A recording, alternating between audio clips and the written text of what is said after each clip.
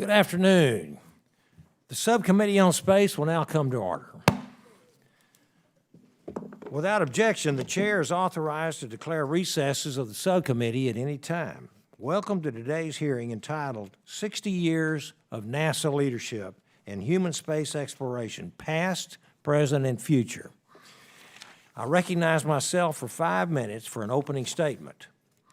The 36th Congressional District of Texas is home to the Johnson Space Center, a source of pride for all Texans. Representing my constituents in JSC has been one of my proudest and most exciting experiences during my congressional tenure. I'm honored to have the privilege of serving as the chairman of the Space House Subcommittee as well. This role has shown me just how vital NASA is to our nation. 60 years of outstanding achievements by NASA have served to lay the foundation for even more incredible feats over the next 60 years. Every single one of these remarkable accomplishments would not have occurred had it not been for the amazing individuals who have made up the NASA team over the years. The unique capabilities and experience of the workforce at each of NASA's centers, 3 of which are represented here today, were very critical in helping NASA accomplish such audacious goals. To accomplish remarkable feats in the future, our NASA centers, workforce, and industry must be healthy and vibrant. One of the first bills signed into law this congressional session was the 2017 NASA Transition Authorization Act, which directed NASA to provide a human exploration roadmap. Although that report arrived a little later than originally planned, it is finally here. The new National Space Exploration Campaign laid out in the report not only charts a bold course for American human space exploration in the years and decades to come, it also provides an opportunity for JSC to continue serving a central role in exploration, as the expertise in Houston is critical to taking our astronauts beyond low Earth orbit. As I said in my July 25th column in the Houston Chronicle, the next time any American sets foot on the moon or Mars, I want to again ensure that the first word from the surface is Houston. To meet these new goals, we need to build upon and cultivate the invaluable and unique capabilities of each center and to utilize their irreplaceable workforce, which is a competitive asset for our nation. Following the passage of the 2017 NASA authorization, I introduced H.R. 5503, the 2018 NASA Authorization Act.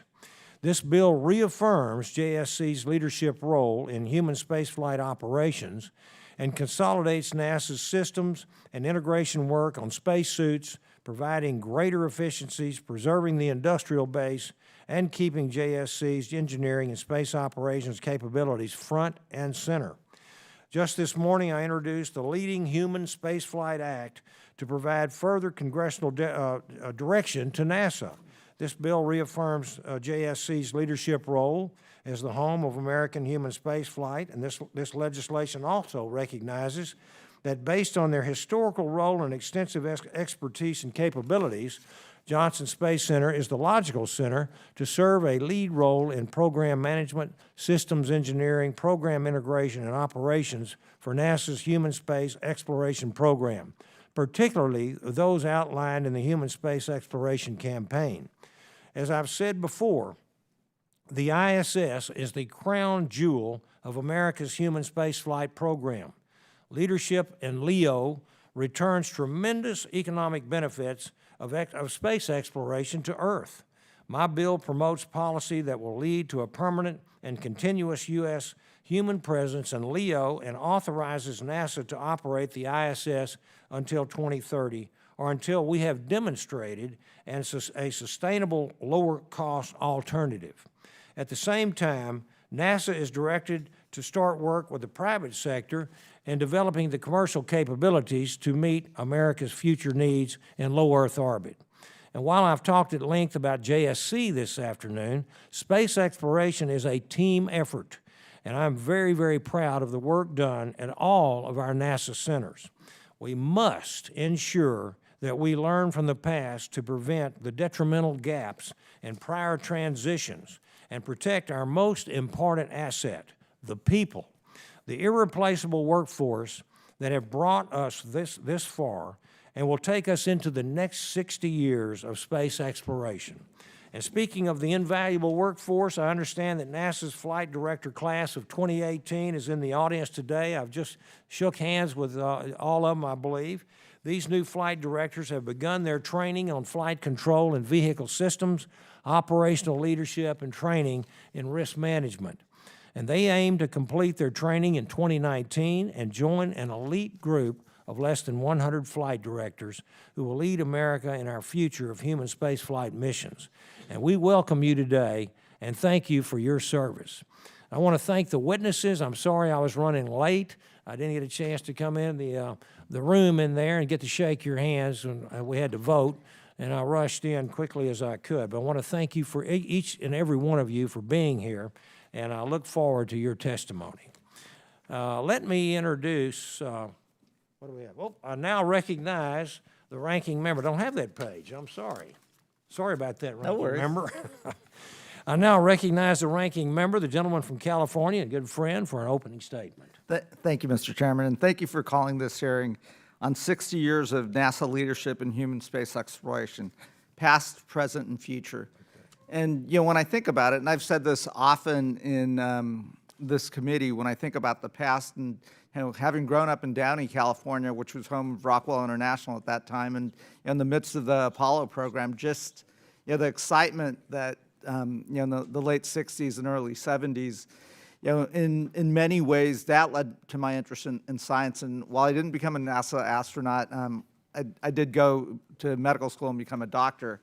And I think for a generation of kids, it led to, you know, kids going into engineering, kids, you know, going into the sciences, and really captured our imagination. So, you know, the past, and when we think about NASA, it is one of the iconic brands that you know, has accomplished a lot, but it also, in a sense of patriotism, it's one of the things that we're most proud about, you know, in the last 50 years.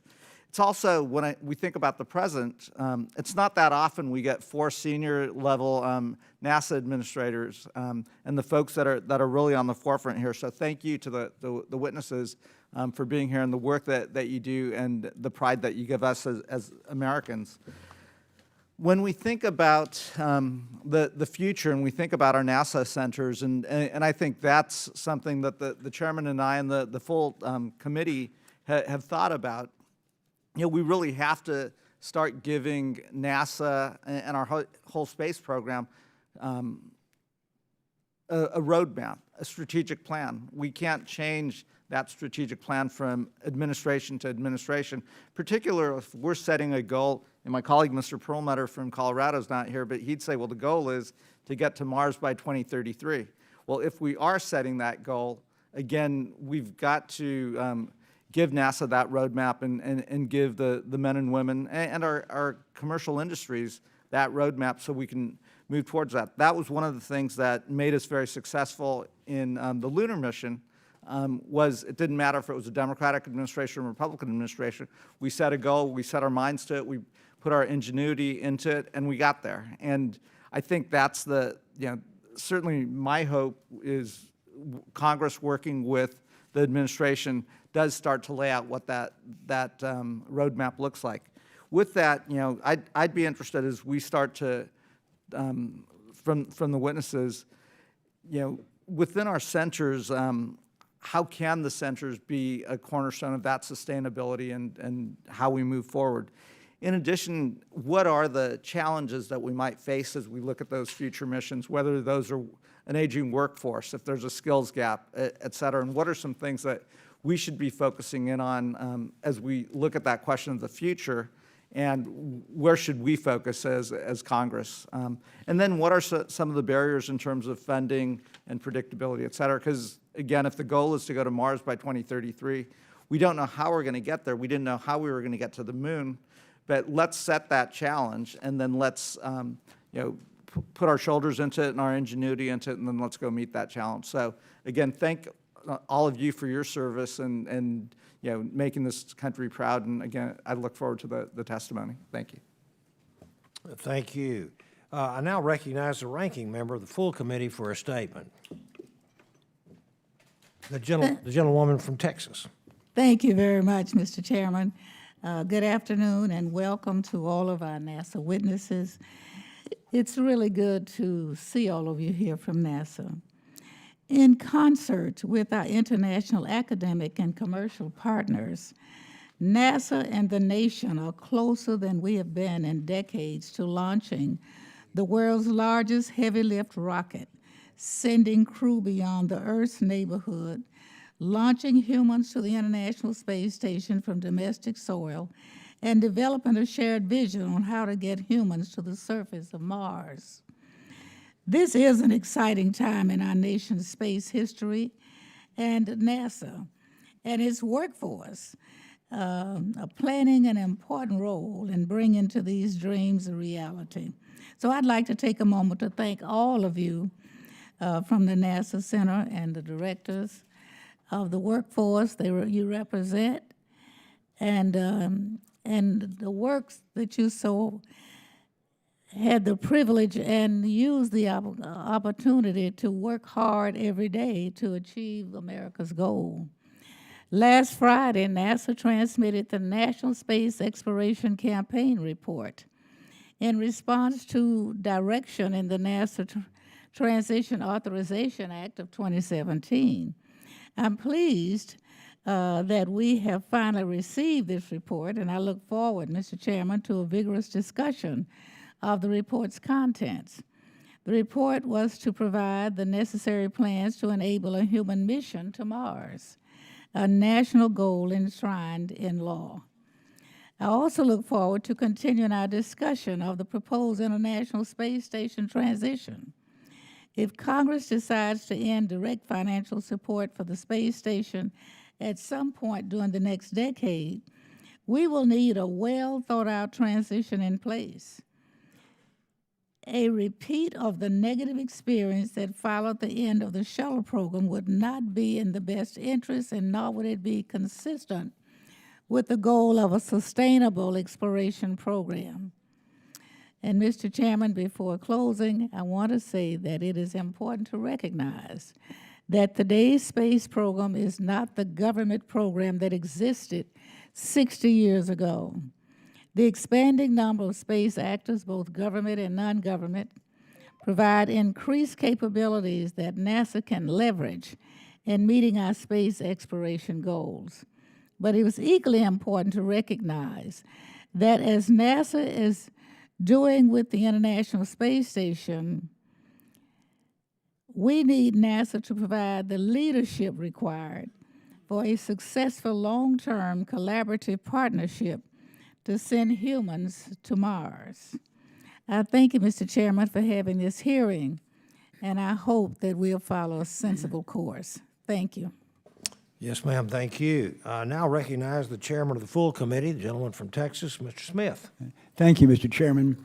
The recently released National Space Exploration Campaign report shows we are truly in an exciting time for our nation and NASA.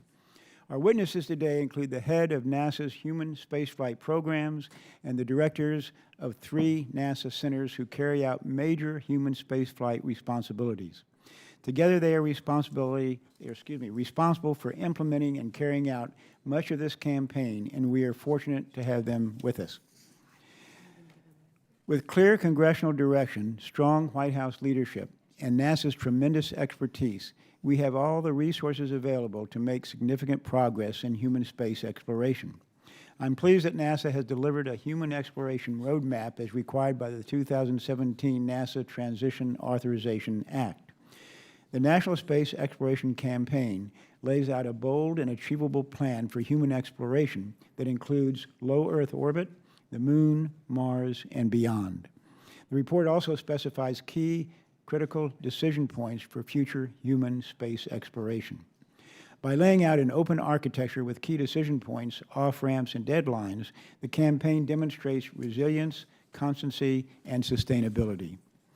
We cannot always predict which ambitious projects will succeed or what future missions may discover, but this campaign builds in opportunities to capitalize on successes while mitigating misfortunes. I believe this report also clarifies the administration's policy on the International Space Station and its future. Clearly, NASA and the administration do not intend to abandon Americans' presence in low Earth orbit.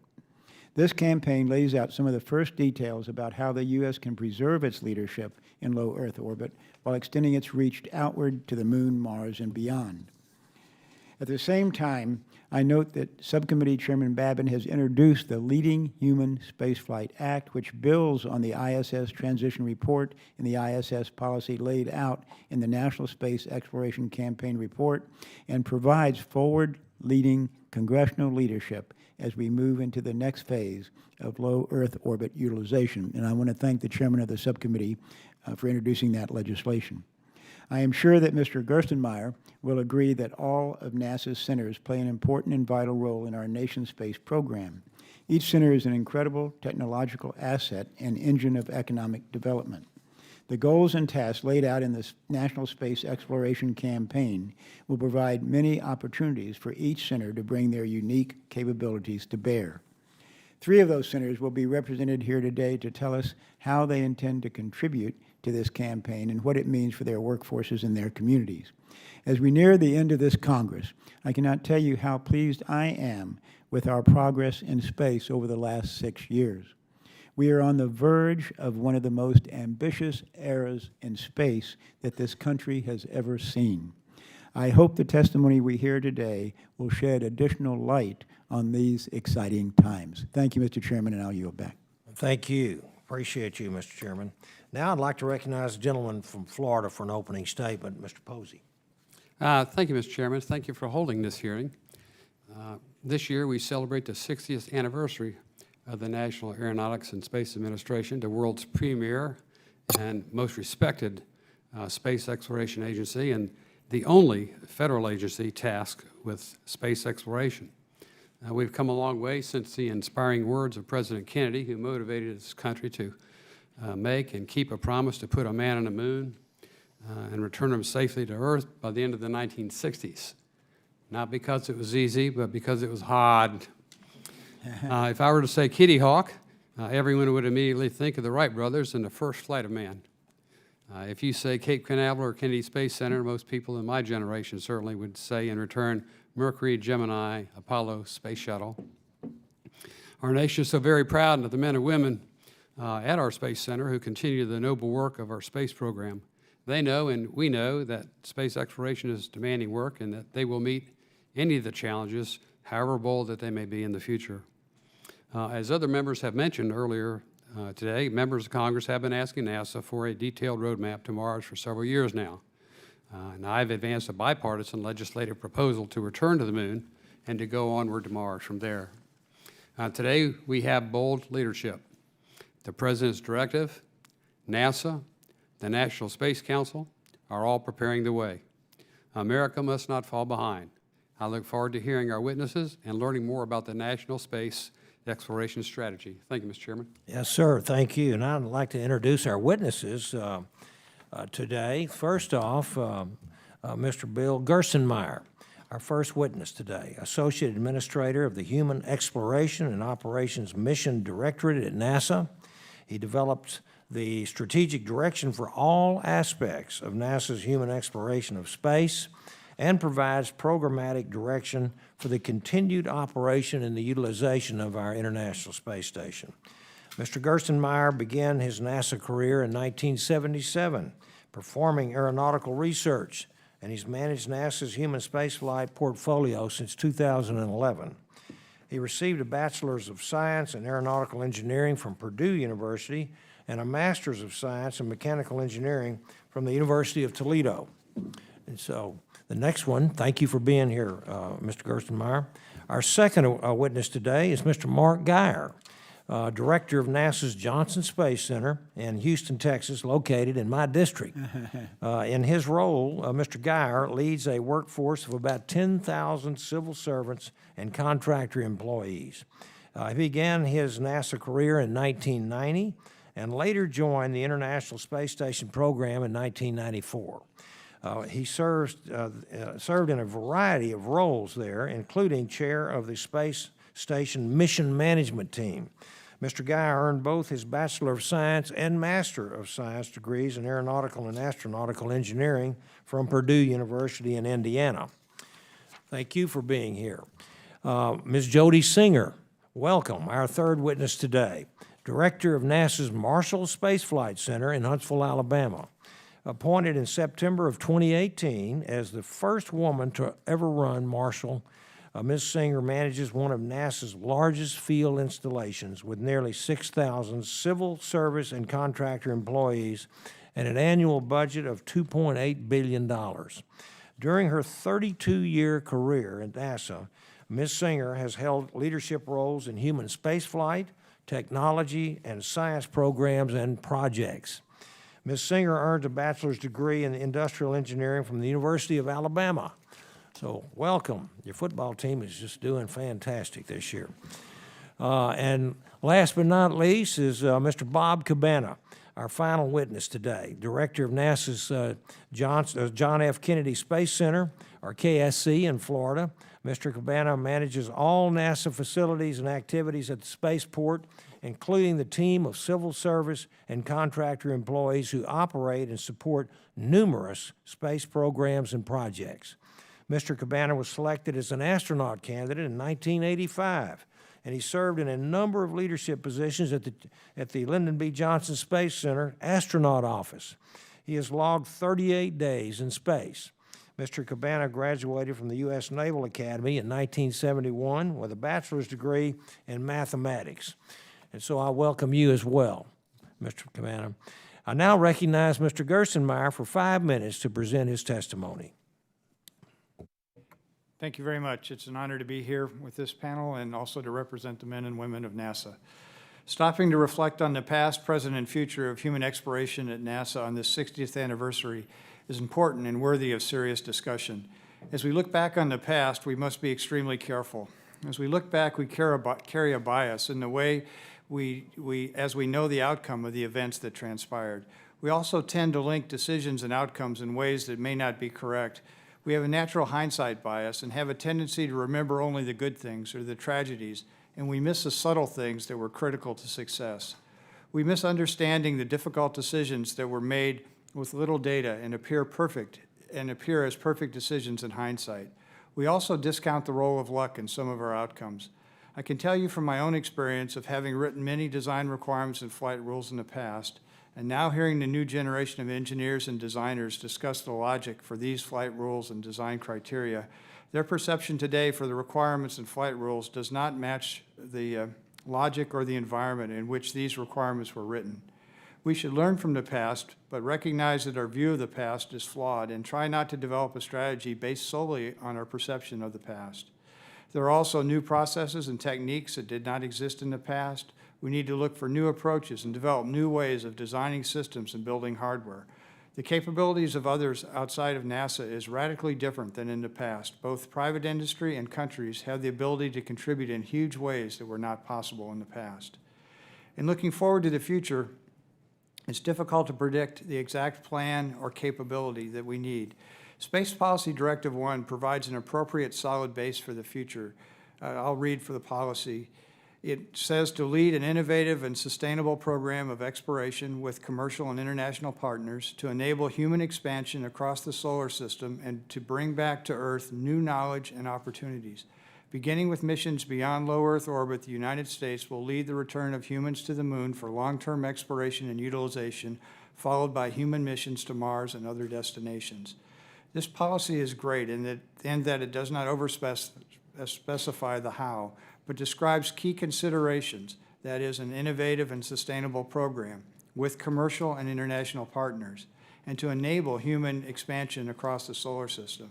The policy even covers the why, to bring back to Earth new knowledge and opportunities. This is a good policy to build off of for the future.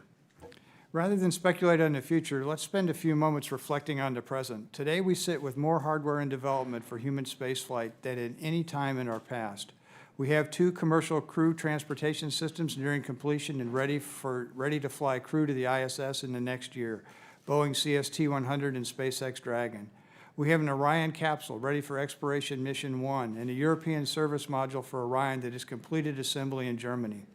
The service module will ship to the Kennedy Space Center for integration with Orion in late October and will undergo 400 days of integrated testing at KSC in Plumbrook in Ohio prior to flight. The flight engines and solid rocket motors and liquid engines are ready for flight.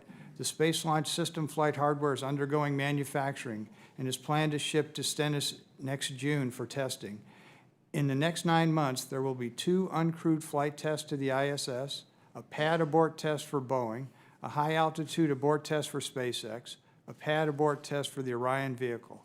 Further, the Orion capsule pressure shell for the first human crewed mission around the moon, EM2, is at KSC beginning integration. This is an amazing time. Outside of NASA, we should also see the private sector suborbital flights with Virgin Galactic and Blue Origin next year. Lastly, we've had crews in space continuously for 18 years. The research being done by the crews on ISS is amazing, and the technology development will allow the visions of Space Policy Directive 1 to be accomplished. We are likely never to see another space facility as amazing as the International Space Station in our lifetimes. These may be the good old days for the future generation. We in human spaceflight are often accused of being too optimistic by review teams and inspectors. I like to think that we are appropriately optimistic. We must dream big to lead.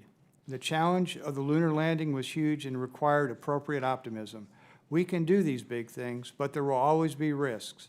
Risk to the lives of our astronauts, risk to our careers and legacies, risk to schedules and budgets. We can mitigate some of these obvious risks, but these risks cannot be truly managed or eliminated. We need to openly discuss these risks and make sure that they are understood. These risks are part of enabling human expansion across the solar system.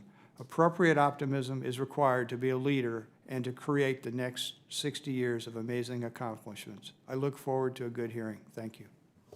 Thank you very much for that testimony. Now I recognize Mr. Geyer for 5 minutes to present his testimony. Chairman Babin, Ranking Member Barra, thank you, and members of the subcommittee, thank you for the opportunity to be here today to discuss the ISS and human exploration.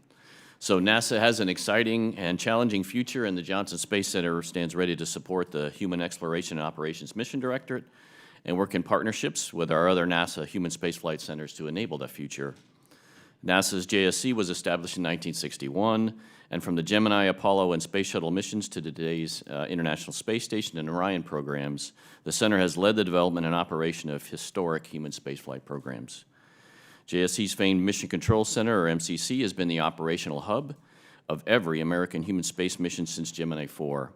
The MCC manages all activity on board the space station and will play a pivotal role in commercial crew vehicle flights flying astronauts to and from the ISS in the near future. The MCC will direct the flights of Orion when it launches on top of the Space Launch System and takes humans beyond low Earth orbit for the first time since 1972. JSC is also home to the NASA's Astronaut Corps and is responsible for training space explorers from the United States and our space station partner nations. As such, it is the principal training site for the ISS expedition crews. JSC also leads NASA's flight-related scientific and medical research efforts and strives to make revolutionary discoveries and advances to benefit not only our ability to live and work in space, but all of humankind. Technologies developed originally for spaceflight have already found a wide range of applications in medicine, energy, transportation, agricultural, communications, and electronics. JSC leads the development of the Orion spacecraft and provides spacecraft expertise in support of KSC's commercial crew program.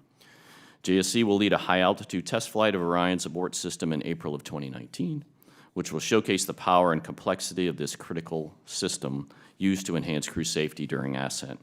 These efforts continue JSC's legacy as human spacecraft development experts. The Johnson Space Center also has unique expertise in extravehicular activity, suit development, and operations. At JSC, we manage EVA execution, training, integration, as well as development for the suits, systems, and support equipment. The U.S. has performed a total of 252 EVAs, totaling over 1,500 hours, including over 1,000 hours of EVAs during the assembly and operation of the ISS program. The Johnson Space Center is a world leader in complex programmatic and system integration. For example, for more than 20 years, JSC has managed the integration, assembly, and operation of the ISS. The space station is a multinational microgravity laboratory Continuously occupied since November of 2000, the ISS has hosted 232 individuals from 18 countries. An international crew of 6 people live and work while traveling at a speed of 5 miles per second, orbiting the Earth every 90 minutes. Microgravity, along with many other beneficial environmental conditions, provide a unique research environment to support bioscience, physical science, remote sensing, and technology development projects. Over 2,400 investigations by over 100 countries have been performed in space station history, and this number increases every week. JSC has also developed and implemented cutting-edge partnering strategies. The Commercial Orbital Transportation Services Program, COTS, and the Cargo Resupply Contract strategy enable 2 companies to develop launch vehicles and spacecraft through public-private partnerships, which now resupply critical cargo to the ISS. This initiative has shown the power and the challenges of the strategy, which will be an important part of any future sustainable exploration plan. Looking forward, the White House Space Policy Directive 1 calls for NASA Administrator to lead an innovative and sustainable program of exploration and commercial with commercial and international partners to enable human expansion across the solar system and bring back to Earth new knowledge and opportunities. JSC has demonstrated the capability to unite commercial and international partners to complete bold missions. By continuing the use of the ISS as a low Earth orbit laboratory to buy down human risk factors presented by space travel, and to develop the technologies that will enable humans to journey to the moon and beyond, NASA has already established the foundation necessary to expand the frontier of human space exploration. Partnerships with commercial and international partners have already been established to build, operate, and maintain the ISS, and have established a template to follow for human expansion across the solar system.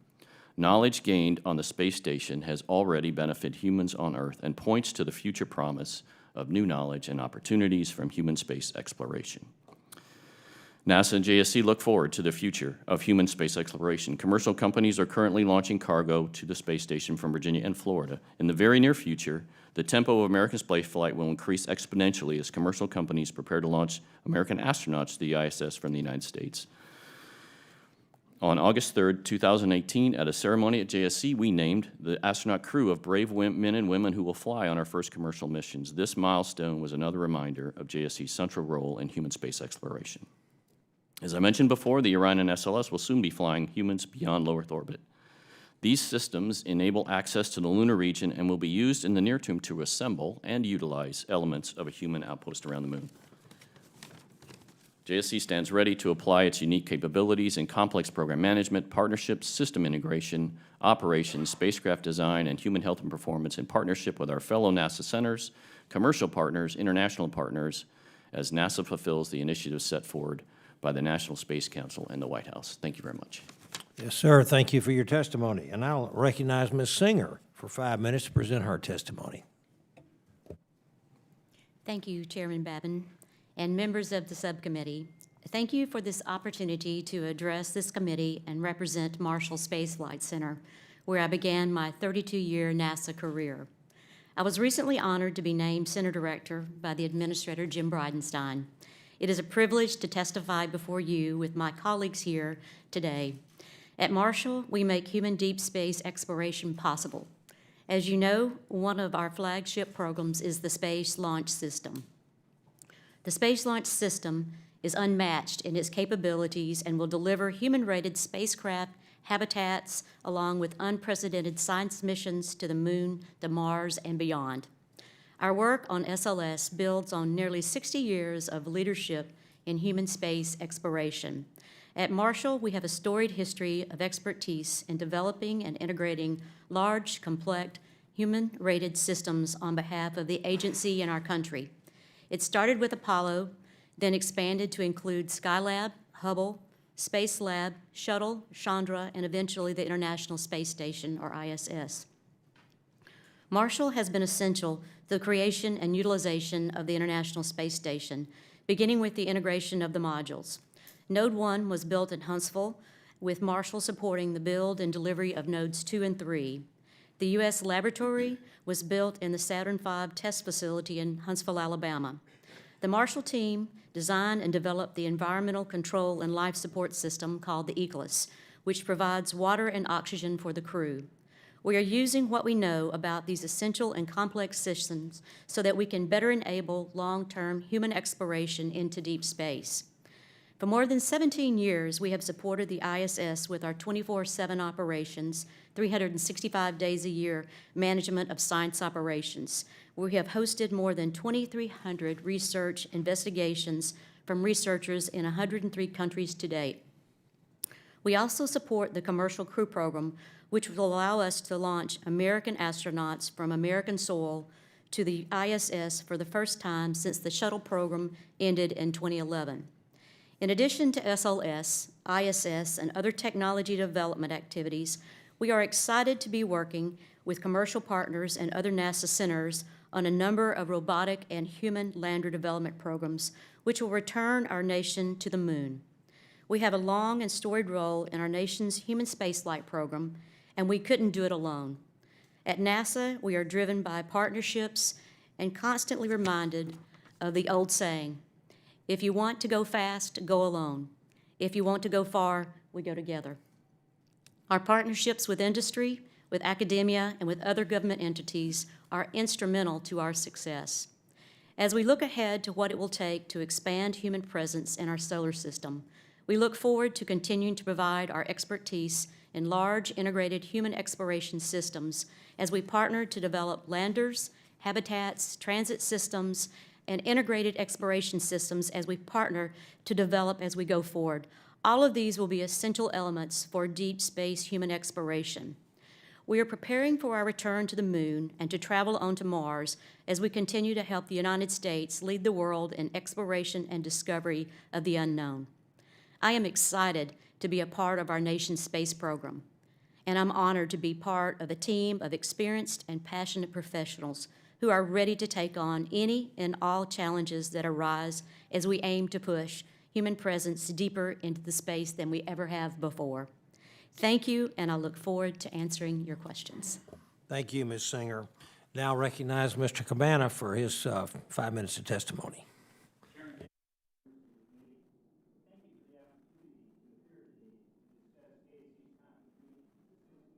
Is your mic on, Bob? Sorry.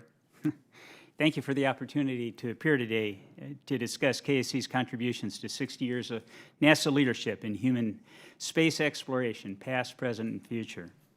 NASA's John F. Kennedy Space Center is the United States' preeminent multi-user spaceport for government and commercial access to space. KSC's rich history dates back to 1962 when it was first established as the NASA Launch Operations Center. And from those first steps on the moon, through 30 years of the space shuttle, culminating in the completion of the International Space Station, to the myriad of NASA's science missions, expanding our knowledge of the universe and home planet, KSC has led the way in innovative, efficient, and cost-effective spacecraft processing, launch, and recovery. Today, we continue to lead. Since the last shuttle mission in July of 2011, the center has transformed to enable commercial operations, better utilizing our assets, and strengthening America's space program. By early next year, it is our goal to once again be flying U.S. astronauts to space on an American rocket from U.S. soil, a direct result of establishing KSC as a multi-user spaceport. In 2017, the U.S. led the world in launches for the first time since 2003. Of the 29 U.S. launches last year, 12 were from the Kennedy Space Center. I'd like to recognize the great partnership we have with the 45th Space Wing and the FAA that helped to enable that. In addition to the many ground operations going on at KSC, commercial operations going on at KSC, the Exploration Ground Systems Program is preparing the center to once again enable us to explore beyond low Earth orbit with NASA's Space Launch System and the Orion spacecraft. Recently, the mobile launcher rolled from the Park site out to Pad 39B for a fit check and is now in High Bay 3 of the Vehicle Assembly Building, undergoing verification and validation testing. With this move, we are essentially complete with the construction of all the facilities necessary to process and launch the vehicle for Exploration Mission 1. To support future exploration missions, we're in the process of procuring a second mobile launcher that accommodates the enhanced upper stage, Block 1B version of the SLS, and eliminates a 3-year gap between missions. As we prepare for the launch of SLS and Orion and a return to the Moon, NASA will soon begin work on the Gateway, a flexible outpost in cislunar space that will provide access to anywhere on the Moon and enable sustained exploration of the lunar surface, expanding our knowledge, improving technologies needed for eventual trips to Mars and beyond. The Gateway logistics effort will involve procuring commercial services via fixed-price contracts for the delivery of cargo to support science and exploration missions staged from the Gateway, including human exploration. KSC is positioned to provide its core areas of expertise: commercial acquisition, contract management, payload processing, ground processing, and launch integration to support Gateway and ensure its success. 5 years ago, the KSC team set out to restore our prominence as the place where astronauts launch to space. With NASA's desire to stimulate commercial markets, coupled with the availability of historic space processing and launch assets, we set an ambitious goal to be the home of 5 human spaceflight providers.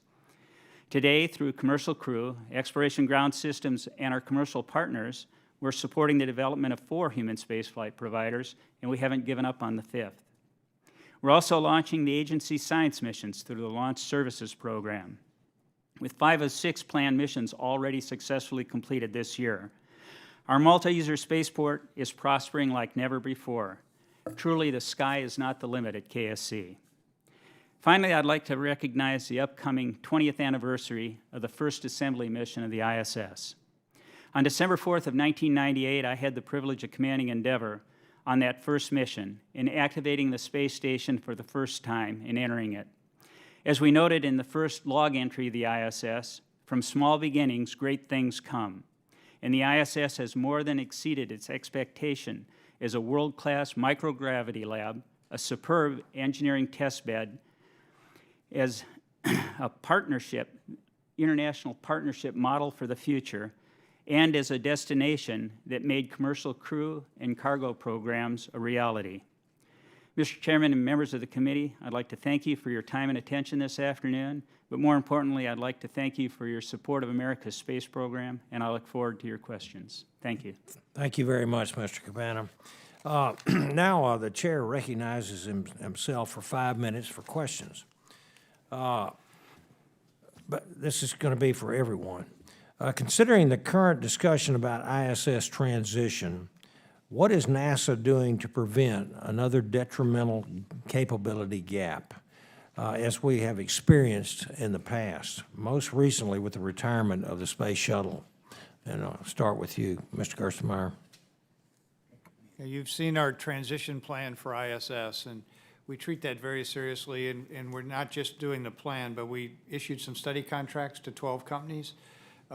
And those companies are going to give us business plans and market analysis for how they could potentially use the space station, or they could use low Earth orbit to provide some capability for us in the future. So we're going to see what industry is interested in, what they can provide, and therefore we'll build a smooth transition so we don't have an abrupt end of one program and then start another program. We need to make sure there's a continuity of human spaceflight where we continue this human presence in low Earth orbit, and NASA becomes one of many users in low Earth orbit. Thank you very much. Mr. Geyer?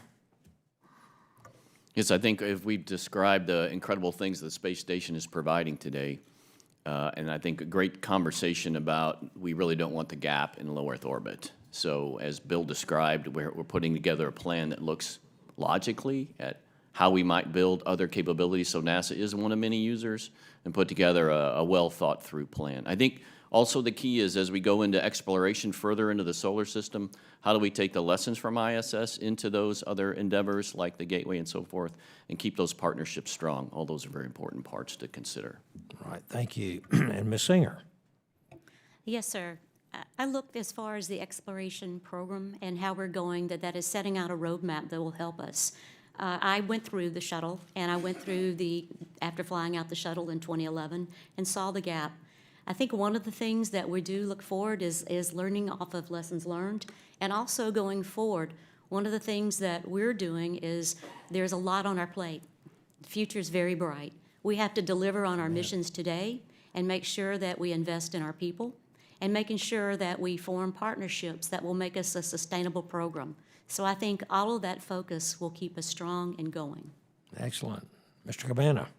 I think Mr. Gerstenmaier laid out the plan well, and I think it's critical that we have a follow-on for the International Space Station, that we do have a plan for low Earth orbit. Even as we explore beyond our home planet, I believe that there is a place for operations in Earth orbit, and it's critical that we have a destination for our commercial partners, both crew and cargo, to have a viable commercial base there. So we're working hard to ensure that through our partnerships that we can commercialize the ISS and that we have a future beyond it in low Earth orbit. Thank you very much. And then for Mr. Gerstenmaier, during the early development phases of a program management from headquarters is understandable. However, once acquisitions begin, do you believe that program management should be done from the centers where the workforce and expertise exists to perform these roles for NASA? Yes, definitely, and we're in the process of laying that out and figuring out the right time to transition activities from kind of putting together the strategy at headquarters and then passing it down to the centers for actual implementation and doing the day-to-day management of the project. Right. But I think it's important in the beginning, headquarters kind of sets those bigger picture goals of where the partnerships ought to be, new ways of doing business, et cetera. Then we can hand that off, and the execution is much better done at the centers. Absolutely, thank you. And then for Mr. Geyer, in your new role as JSC Center Director, how are you leveraging the decades of experience your team has serving as the lead center for human spaceflight program management, systems engineering, program integration, and operations? So what we do, first of all, is we participate with the studies that are done on the future, and the exploration campaign is a good example of that. We provide inputs and expertise as the strategy is being put together, again, bringing what we've seen and what we've learned in the past. And then we support the conversations of, as we decide to roll those programs out, making sure that JSC is poised and has the folks ready to do those jobs. Thank you. And what is JSC doing to encourage commercial partnerships with the center? So a couple of things. Of course, we have the big contracts that are obvious. The commercial cargo is a great example of a technique we've used to buy services, and we've seen what that's done to actually create the capability. We participate with Kennedy on the commercial crew program, which now has taken the next step in actually flying our crews, so it's a bigger, more challenging task. And then we also have, even within the center, on tasks that are infrastructure things like training crews, we put into our contracts the capability for those contractors to actually bring in other customers to reduce our fixed cost and help us do our job for less money. I know I'm out of time, but I just want to get something in. What is the current workforce level, both civil and servant and contractor, directly supporting ISS at your center? We'll get back to you on that exact number. And then what is do you have a rough estimate on the numbers at the other centers supporting ISS? Or maybe I should ask the other two real quick. Ms. Singer and Mr. Cabana. I don't have the exact number in front of me. I'll have to take that for record and get back to you. Okay. I'll take it for the record also, Mr. Chairman, get you the exact number. Okay, well, I'll yield back. Let's see. Thank you very much. Now the gentlewoman from Texas, Ms. Johnson. Thank you very much, Mr. Chairman. Ms. Singer and Mr. Cabana and Mr. Geyer. The space exploration campaign is anticipated to involve partnerships with industry, academia, and international entities. What is the most important role of NASA and the centers in a multi-partner space exploration campaign? Well, I think, first of all, it's NASA's job to provide the vision and the strategy, and then to set the acquisition plan. Exactly how are we going to accomplish these goals, and how do we decide how to partner, who's going to do what jobs? That's a big part that NASA provides. Yeah, I think I'd say it even simpler than that. NASA leads. We provide the direction, we coordinate, we ensure that we work together as one team, and we set the course with our requirements and how we go about doing it. And I would add to both of their statements and say a critical part of it is NASA working together. We work together, centers to centers, working with the agency as well as with our partners to make sure we deliver on what the nation needs. And that includes delivering on our commitments, executing our missions, making sure that we have the right infrastructure and people in place with the right training, as well as forward-thinking to make sure we have a readiness, ready to be able to execute the missions put in front of us. And then obviously cultivating partnerships, having partners and the ability to be more flexible, agile, and having the ability to execute is critical. Thank you very much, Mr. Chairman. I yield back. Yes, ma'am, thank you very much. Now recognize the gentleman from Oklahoma, Lucas. Thank you, Mr. Chairman and Mr. Gerstenmaier. My colleagues have commented on the early space program, the Apollo program, that went on in my youth, of course, that instilled in a whole generation of Americans a different perspective for looking at the stars and drove people into the field of math and science. And of course, we have a renewed interest now with all of the spectacular things going on in space exploration in this country. Could you expand for a moment on how the National Space Exploration Campaign could potentially have a similar effect on our culture as a society regarding interest and fascination with space and science in general? I think what's interesting is there's a couple pieces. First of all, we shouldn't discount the space station and what it can do today to inspire the next generation. I'm often amazed when I go talk to college students how much they're impressed by station, and they relate to me things that I would think would only be attributable back to Apollo in the other days. So I think we need to celebrate what's going on with station and what our crews are doing there every day. You know, continually operating in station is not easy, and moving forward. As we talk about things like the gateway around the moon, what's intriguing about that is we're building a piece of infrastructure in space that can be used as a reusable piece by multiple folks. So what's exciting about the new vision is it's not a single mission, it's not a single achieve this. It is actually put in place an open architecture that can be used by the private sector, used by international partners. It can enable reusable spacecraft. So on the Apollo program, we had a service module, a command module that was used once and thrown away.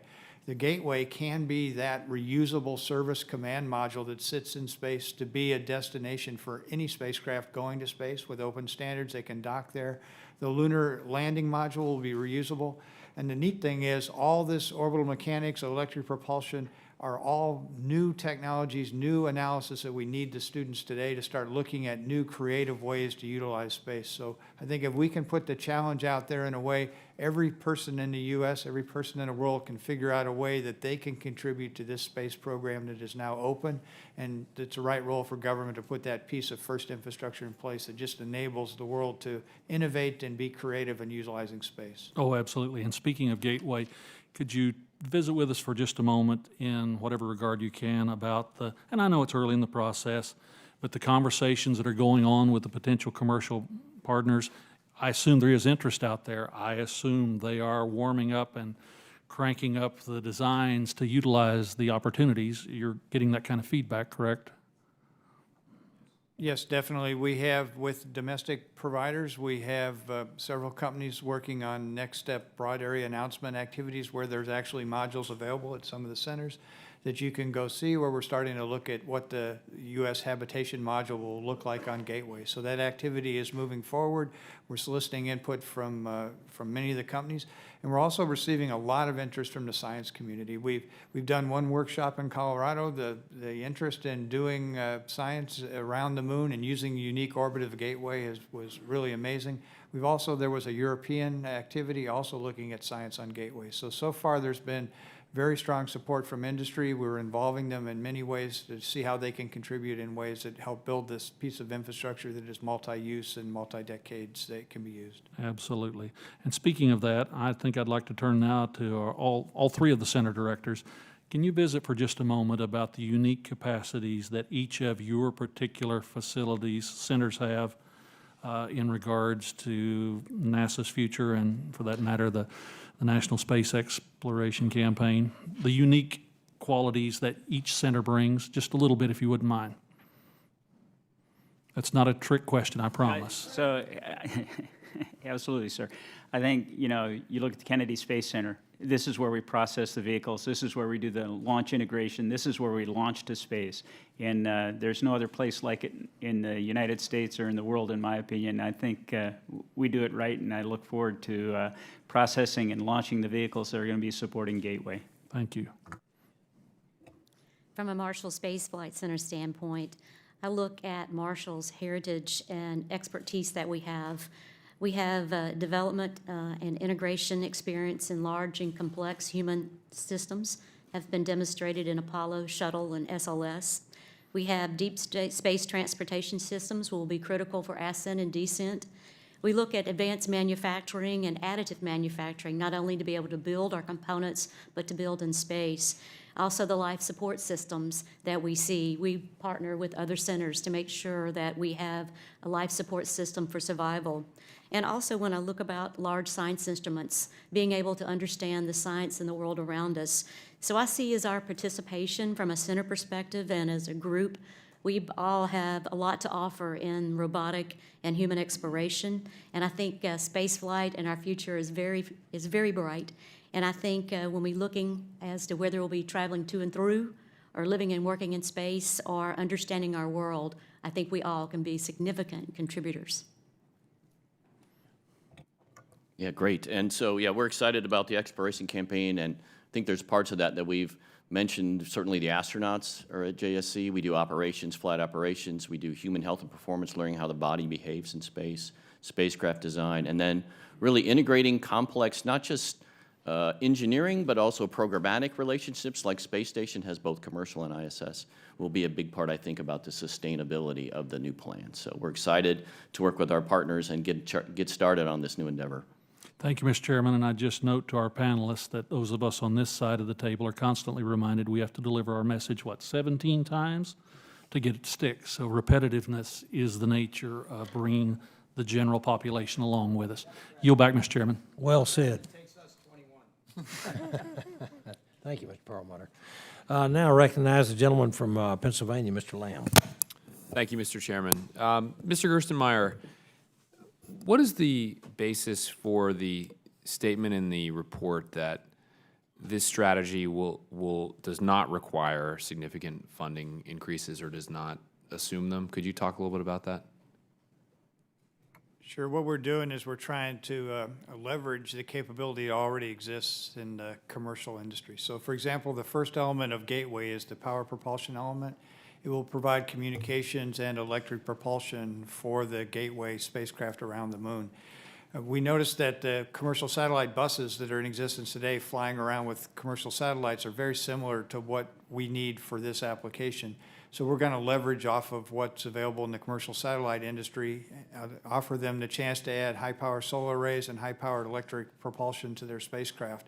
And we think they'll be very interested in that activity. So therefore, we don't need to do a complete new redesign from the beginning. We can take advantage of a spacecraft that's flying on orbit today with 15 years of reliability and demonstrated performance, and that allows us to keep the costs fairly low, at least for that first acquisition. We're looking at that same thing for all the elements. We're looking to see what's available from the private sector, what we can do ourselves, where we can contribute to and we spread the development out across several years such that we don't need a huge influx of funding on an annual basis to make this activity happen. Okay. And are these mostly American commercial partners that you're talking about? Yes. Okay. And again, you can see, I think in the report, it talks about conceptually where we think it's international as well. If we want to be a leader, we're bringing some international partners into the Gateway as well, and we've distributed some of the components. We chose areas that we think are uniquely important to us that we want to have in the U.S. where we want to continue to keep U.S. leadership. So that was kind of strategically defined how we picked our partners and put our partnerships together. And does the lack of a need for significant funding increases, does that hold true only up to the landing of human on the moons, or would it include, further missions like the mission to Mars, or do you know? Again, I think we've kind of laid out the first framework to that point. We also assume reusability. So, for example, like I described earlier, the lunar landing module, We see that there's an ascent module that would be reusable and would not have to be replaced. The gateway, as I described earlier, is a reusable piece. We think that helps keeps costs down. It depends how many unique pieces we need going forward. It also depends how much interest there is in low Earth orbit. We think we need to keep some presence in low Earth orbit, and will the commercial sector be able to generate revenue? So NASA is one of many customers. So there's lots of what ifs as we go out there. I think we do need more than a flatline budget. We need some increase each year, at least consistent with inflation, maybe slightly above, but it's that moderate increase, and that's what that statement tries to capture in the report. Thank you. Can we talk a little bit about the use of private lunar landers specifically? And this could be for Mr. Gerstenmaier or anyone on the panel who's familiar with it, but there's a company, for example, in Pittsburgh, near where I'm from, called Astrobotic, that's planning on launching its first mission in 2020. This, to me, seems like a success story along the lines of what you're talking about, where we are having private commercial companies do moon missions for the first time, really, in history. Is that, on that specific point of having them do lunar landers, is that a place where you've seen a lot of success, and what opportunities does that create, I guess is my question. I think as the other center directors talked a little bit about, one of the unique roles of NASA is we have a lot of internal expertise. So we supported a lot of these smaller companies, transferring some of our knowledge to them. So we helped many of the providers that you've described and talked about. We're going to do a services contract through the Science Mission Directorate, that's a sister directorate to mine, that will look at commercial landed services on the moon. And these will be small landers, less than 100 kilograms or so kind of landed mass. And that's the company that you described as one of the participants potentially in that activity. So we're off doing that solicitation now. That will let us see what the commercial sector can provide.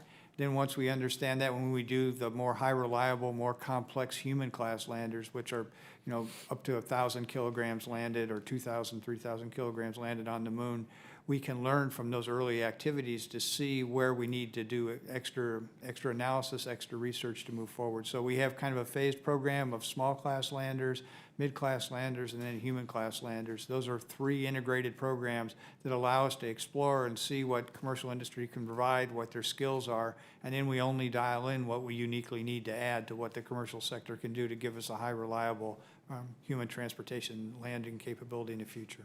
Thank you very much, sir. Mr. Chairman, yield back. Yes, sir, thank you. Now I recognize the gentleman from Louisiana, Mr. Abraham.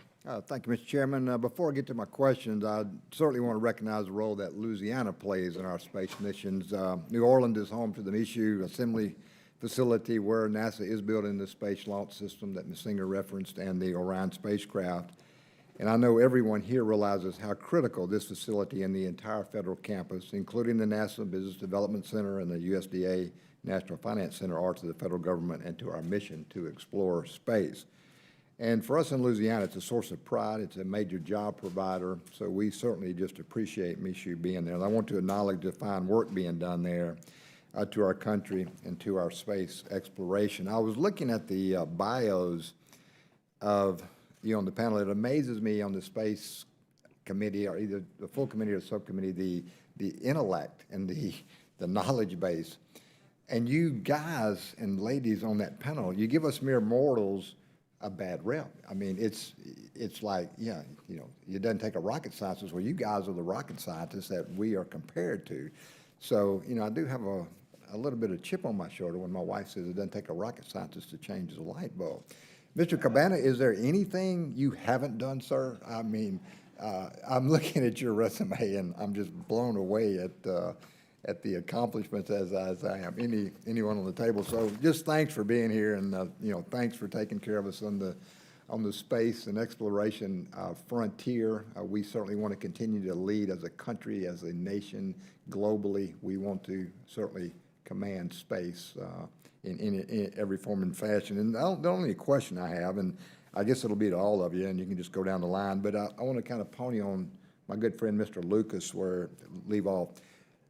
What congressional action do we need to mitigate the feast or famine that we've had in the past, better leverage the resources that you have available, the workforces? What do we need to do as a Congress to make those centers even better than you guys are? Mr. Gerstenmaier, I'll start with you and just go down the line. Sure, I think it's important that we have consistency and purpose, right? Where we kind of keep our goals and objectives at a higher level, and then that allows us to continue to keep moving progress and move forward. It's hard when we start a program and we have to stop a program and then start another program. So if we get too specific a direction, but it's difficult for us to implement under that. But I think good steady guidance, good financial support, other pieces are there. So no CRs if we can help it. Yeah, that would be nice if that happens. But we're prepared for those. But we can. But again, I think just consistency would be very important. I think we also see this as really the ultimate team sport. You know, all of us can contribute in our own way, and each one of us have our own unique strengths. And by pulling all of us together with our diverse backgrounds, we can do amazing things. And I think we need congressional support. We need administration support as well. And we call you part of the spaceflight team. We appreciate that. Mr. Geyer? Yeah, thank you. And so I think it's great and appropriate to be held accountable for the work that we do, and I appreciate the opportunity to respond to that and talk about the work that we are doing, and on the transition report especially about putting together a well-thought-out and logical plan, having the opportunity to do that and show the rationale for the future, I would say is really, really important. And as Bill said, it's working together to make these come together. I would say, I just want to echo what you said about Orion. You know, we found that the welding expertise in that location was world-class, and they did a terrific job on Orion, and will continue to do so. Thank you. Thanks. Ms. Singer, any comments on that? I would second that from Michoud Assembly Facility. It's very near and dear to my heart. I've worked external tank for over 10 years, and it is You're the welcome to rocket- come over to the LSU side. You understand that, from the Bama side. And I would tell you too, thank you so much for y'all's bipartisan support. It makes a difference when we have continuity of funding and continuous pressure.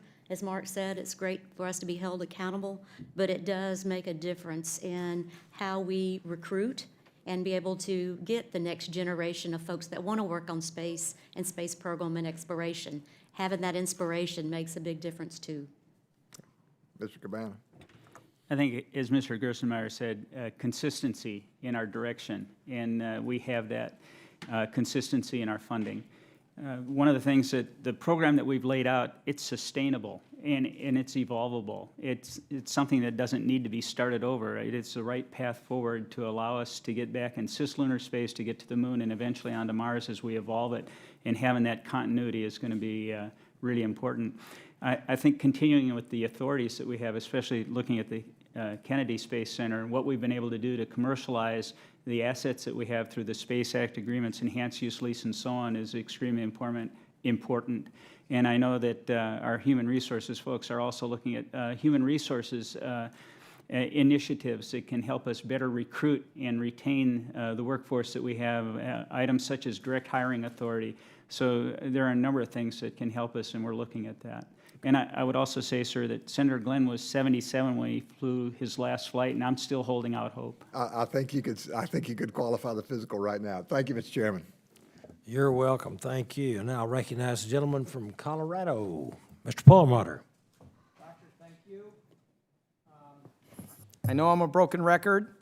I know you've seen this before, but I will put it up there one more time because this is a goal I think we all want to achieve, which is to get our astronauts to Mars at a time when it's relatively safer for them because of a shorter trip, less radiation, those kinds of things. And so, Mr. Gerstenmaier, you and I have had this conversation on occasion.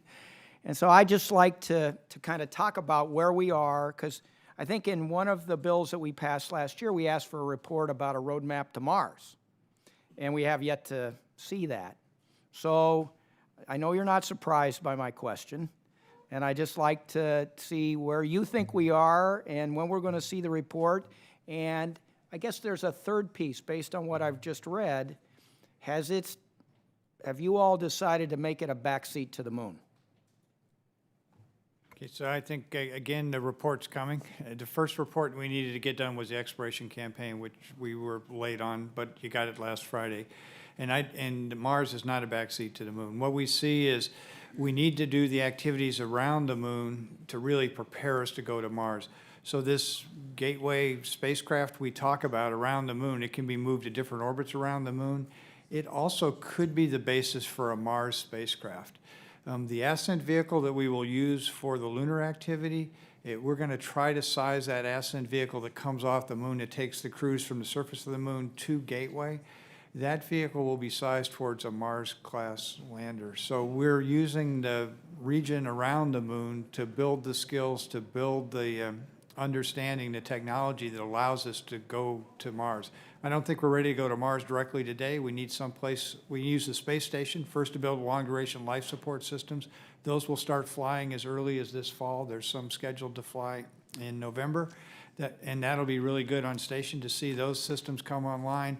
Then we go to the moon, press the skills a little bit harder, and then we're ready to go to Mars. So I see the so- moon as an enabler for Mars. Good, and that I really was what I wanted to hear. I guess what I'd like to see in the report on the roadmap to Mars is more of a connection between what this stepping stone is, in my opinion, in going to the moon, and then how it relates and supports, and because I told you I'm agnostic on how you get to Mars, just get there by 2033.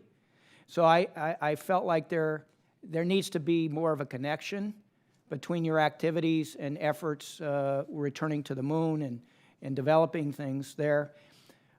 Change the subject just a little bit, this Gateway thing. I did have a constituent of mine who is very involved in sort of space exploration, a guy named Dr. Zubrin, who you know, who had some reservations about the Gateway sort of approach. Does that give somebody in the private arena, you know, a monopoly on leases or something like that?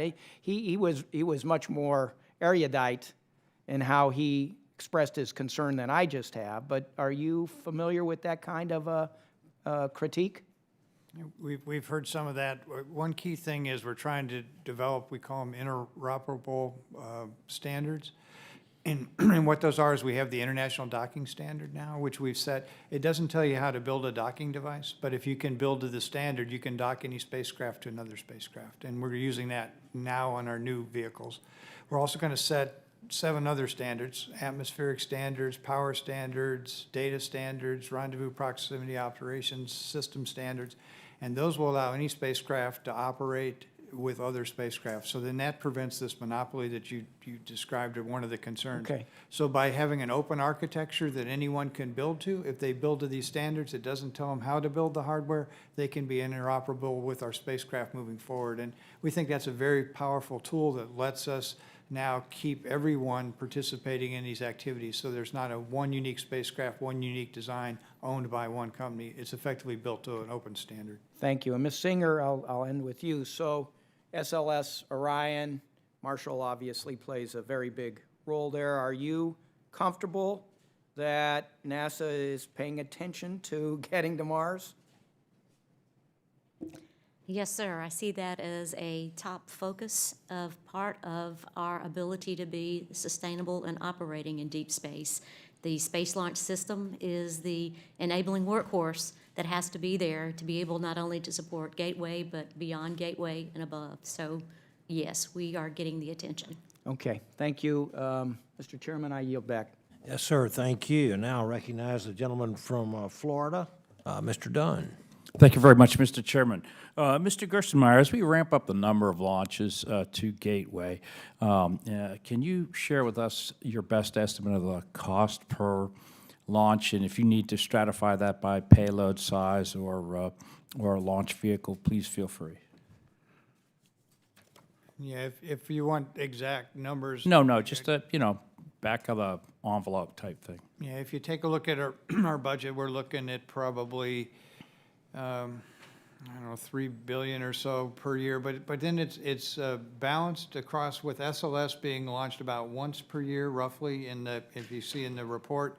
But then that's augmented by commercial launches for other things like supply, fuels, other pieces. So there's several commercial launches there. So the SLS Orion system, when crew needs to be there or large components need to be there, you uniquely use the heavy lift government system.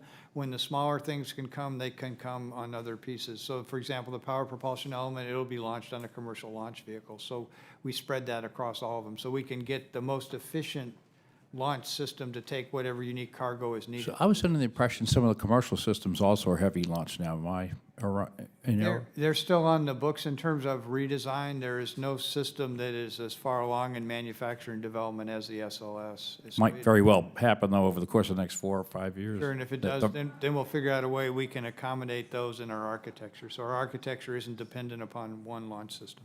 So Mr. Lucas asked earlier a question that really piqued my interest, which is how do you leverage the commercial, all the interested parties on the commercial side to get them really involved in the Gateway and the lunar explorations, which are in preparation for deep space exploration?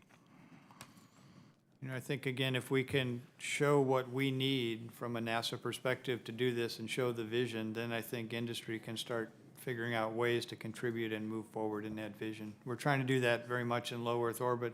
We're starting to see now some companies that have not done research in space now have interest in space, which is encouraging.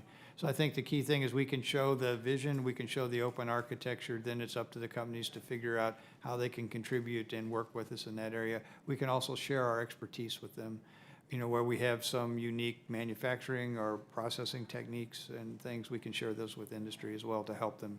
I certainly have been approached by some industries like that, and I know we had here doing testimony one day, a gentleman was talking about how to do the fuel resupply on the moon based on commodities he could get from the moon, hydrogen and whatnot. So I think that's possible.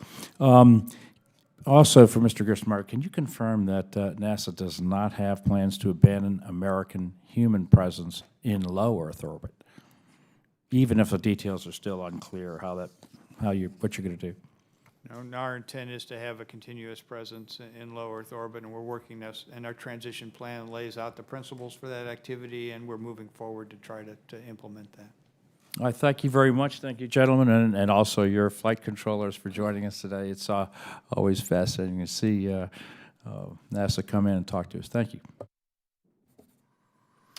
Thank you very much. And now recognize the gentleman from Louisiana, Mr. Higgins. Thank you, Mr. Chairman. Gentlemen, madam, thank you for appearing before us today. I'm the seventh of 8 children. I have 6 sisters, and they joined many ladies across the country for the last several decades. I would hear them occasionally say, if we can send one man to the moon, why can't we send them all? And I joined my colleague in the goal to reach Mars by 2033. The problem could perhaps be that much of America would like to send Congress to Mars right now. Human space exploration, of course, is incredibly important for the future of our world. I support it. This committee supports it. It has remained, the policies have remained relatively consistent across current and prior administrations, but you know, minute differences concerning the planned level of lunar activity prior to going to Mars has hindered term planning as we sit right now. Before I ask my question, I'd like to thank Ms. Singer specifically for being here today. The Michaud Assembly Facility, managed by the Marshall Space Flight Center, has consistently been an impressive and vitally important facility for the entire state of Louisiana. I visited the facility. It's an incredible experience with some of the most professional men and women that I've ever met in my life. So we certainly support the mission that we are joined here on this committee. And my question lends to the bipartisan nature of planning. I certainly understand that different administrations at the executive level and as a balance of power shifts in Congress will enact certain policy changes. But do you feel, that my director's present, do you feel that if we're able to establish a bipartisan agreement on long-term planning for human space exploration. Would that not be beneficial to the space centers you operate, the mission, and potentially reduce the long-run cost and just increase overall efficiency from a planning perspective? I'd like for my directors to respond to that question, please. Yeah, I'll start. I think you said it very well. Having a long-term plan allows us to plan, right? It allows us to, as Jody said, look forward to the workforce that we're going to need and make those choices so that when those different milestones happen, we have the folks we need to do the job. And so I think that's a really important part of the future. And yes, I would say that a sustained and continuity in human spaceflight and exploration, which includes the bipartisan support, does help us because it gives us the ability to have a vision not only for the near term but for the future to come. It also helps us be able to inspire folks. It helps us economic base as well as to inspire the next generation of folks that want to work on it. So yes, definitely having that gives us a lot of vision and excitement to be able to execute. Yes, ma'am. And I'll agree, sir. Having the consistency of a clearly laid out vision for the future and our implementation of it, the path that we're on, having that sustainable and consistent is critical to our success. And I would add also that's a really good thing. We just got to be careful we don't get too specific in the plan because then that causes us to stop and start. So the trick is to get it at the right level that is sustainable for a long duration and it doesn't get too specific because then that drives us to make short-term decisions, which I think are problematic to us. Yes, sir. And of course, it's important that we communicate the crucial nature of the job that we do together from this committee through Congress and through the administration so that we can have a truly bipartisan plan that looks into the future, that can transcend politics and shifts of power and changes of political affiliation at the executive branch. And if there's a committee that can make that happen, Mr. Chairman, I believe this is the one. I thank you all for being here. I yield back. Thank you very much. And now I'd like to recognize the gentleman from Alabama, Mr. Brooks. Thank you, Mr. Chairman. Mr. Gerstenmaier, the controversial load and go procedure appears to expose NASA astronauts to unnecessary additional risk. In that vein, I've got 3 questions. Is load and go an additional launch risk? Question number 1. Question number 2, is load and go necessary because of performance challenges in getting to the International Space Station? And then question number 3, if it's a cost-saving measure, is the added risk to astronauts appropriate to help save money? So again, I think what we need to do, and we're still in the process of reviewing the exact procedure of where we put the propellant on versus when we have crew get in the vehicle. It's a function of the spacecraft design because you need to get the propellant in at the right time. The propellant needs to be at the right temperatures and pressures at the time of ignition of the engines, et cetera. So there's a balance of when that occurs. We're going to find the right time to put the crew on these vehicles that puts them in at the most or the safest opportune time for the particular spacecraft that we're designed. And so we're going through that process right now. And I think we need to be careful how we do that and when we pick the time. In the case of SpaceX, it's interesting. If we go with the standard procedure they've laid out for us today, then we'll get to see they're roughly flying sometimes 10 to 16 launches per year. We'll get to see the actual loading of that vehicle exactly like it's going to be when the crew is on board 16 times per year. We think that's a significant safety advantage to see that operation occur repetitively 16 times per year. If we required a unique loading operation just for our crew when they're there, then you get a one-time shot per year of how you load the vehicle with crew there. And that may actually be more risky for you than it is taking the more standard procedure. So that's kind of what our logic is behind this. We get a chance to see it multiple times to make sure that it is really reliable.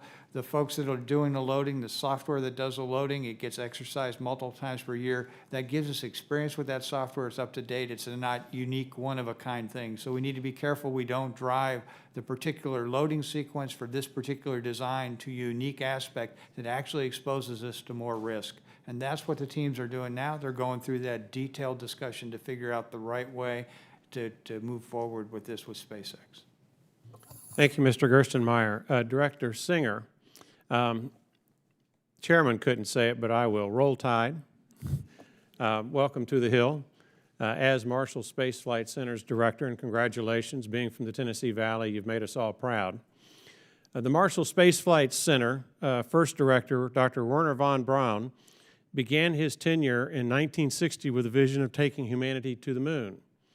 This year, as we celebrate NASA's 60th anniversary, we are once again embarking on a mission to the moon with the intent of proving the technologies that are needed for our next celestial achievement, taking humanity to Mars. As the Marshall Space Flight Center's 14th center director, what is your vision for Marshall, and what technical roles do you foresee as Marshall writes its future history? Thank you so much for that question, and thank you for the nice recognition. I would say that from my vision as the Center Director at Marshall Space Flight Center, it's probably very similar to the vision that many center directors have. It's definitely to deliver on our commitments and our missions, and making sure that the assignments that we do have, we're able to execute them, and making sure that our infrastructure is in place to do that. I think also a key part of that is strengthening our workforce. We have a very strong workforce that I'm very proud of, but investment in our workforce and making sure they remain strong and making sure they have the adequate training and resources and our ability to hire a diverse workforce is going to be critical. And as we execute the new missions, also a third part of that is the criticality of our partners. I know that many of the things that we do today gives us increased flexibility, agility, and effectiveness. And I think the education of our workforce and working with our partners to make sure that we continue that partnership and our partnerships with other centers are very critical. So I see that as my top three themes. I've talked about our expertise that we have at Marshall Space Flight Center, our ability to develop and integrate large systems, our deep space transportation activities, ascent and descent, the significant ventures that we're having in advanced manufacturing, not only on SLS today, but on engine parts that we're seeing that we're flying, and the ability to build in space.